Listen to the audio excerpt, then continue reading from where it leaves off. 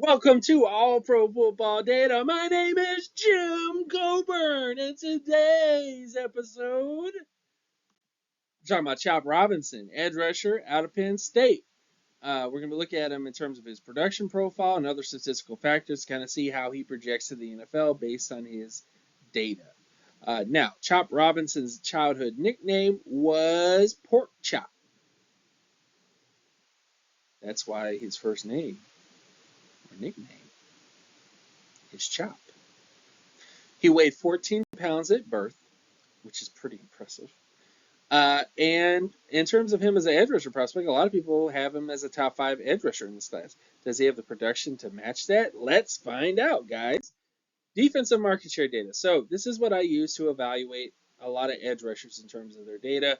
And what defensive market share is, you take a raw individual statistic, you divide it by the team total, and then you compare it to positional peers to get a percentile score. That score is then weighed against the age of a prospect to give you defensive market share. So if a defensive end had 10 sacks on the team that had 100 sacks, then that player would have 10% market share. You take that number, you compare it to every single edge rusher in the data set that you're using, and that gives you their score. And that is what we're looking at today in terms of him as a pass rusher. And what is his production?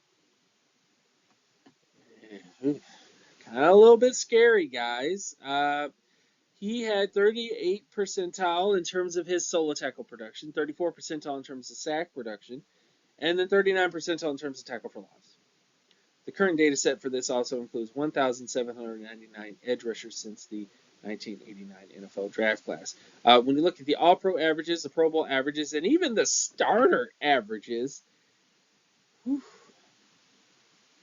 it's not looking good for him. Now, in terms of his other edge rusher market share data, 47 percentile in terms of his forced fumble market share score, and then 46 percentile in terms of his pass deflection market share.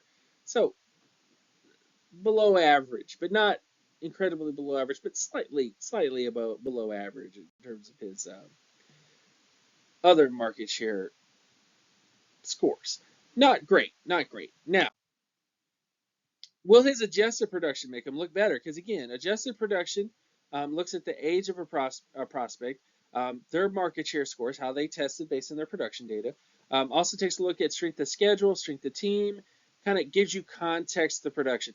How productive were they for their age? How productive were they for the team that they were on? How productive were they for their level of competition and the teams that they faced?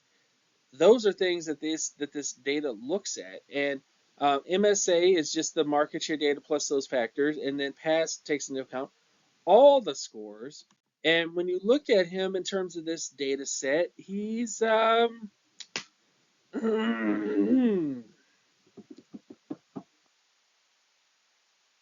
not looking good. His age score was 61 percentile. MSA was 58 percentile, and his pass score was in 60 percentile. He doesn't really hit the All-Pro averages or the Pro Bowl averages at the position. Doesn't really even hit the starter averages. He is above the thresholds. He's above the thresholds, people. So there is a chance that he could go above all this stuff in terms of his overall production. This is definitely concerning, guys, in terms of pro comparisons for him. So when I went back and looked at all the production data of all the edge rushers and kind of tried to find, guys who tested similar to him based on their overall production data, their sacks, their tackle for loss, their age, trying to find some positive comparisons, some guys who you could kind of compare him to. This is the list that we got. We got Aaron Lynch at the top, Chauncey Davis, Chad Thomas, Alex McAllister, Cameron Wembley, Ray McDonald, Chris Wormley, Cornelius Washington, Jack Crawford, and Brian Young, who actually had a decent season last year on the Rams, which was surprising based on the overall data of that particular draft class. But neither here nor there. Chop Robinson is,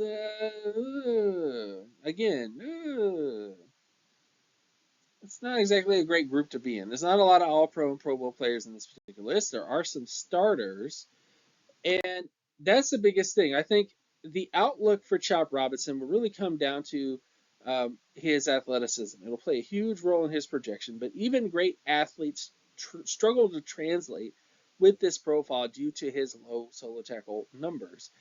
I would consider Robinson to be a huge risk in the first round of the draft this year, if that's inevitably where he ends up, because of his production issues. Now, this is not the same issue uh, that some people have brought up in terms of past edge rushers, because I have brought up some concerns with past edge rushers in terms of their sack market share, but the solo tackle market share is kind of the biggest concern here because you don't have to have a lot of sacks to be a really good edge rusher.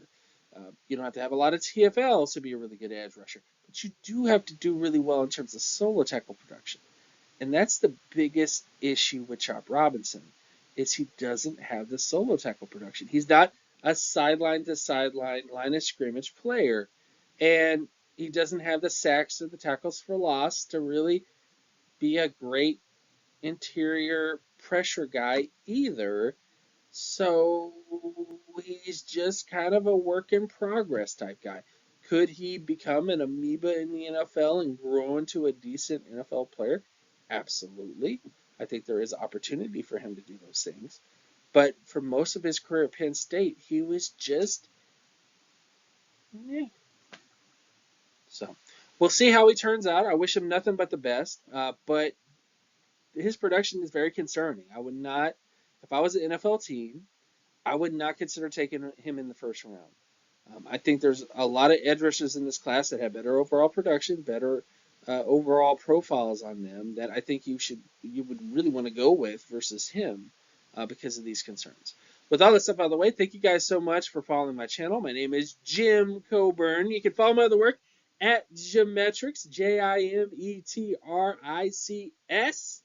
You can also check out my Patreon page, patreon.com/jcoburn, JCOBERN. With all this stuff out of the way, thank you guys so much for checking out my channel. Peace, everybody. Peace.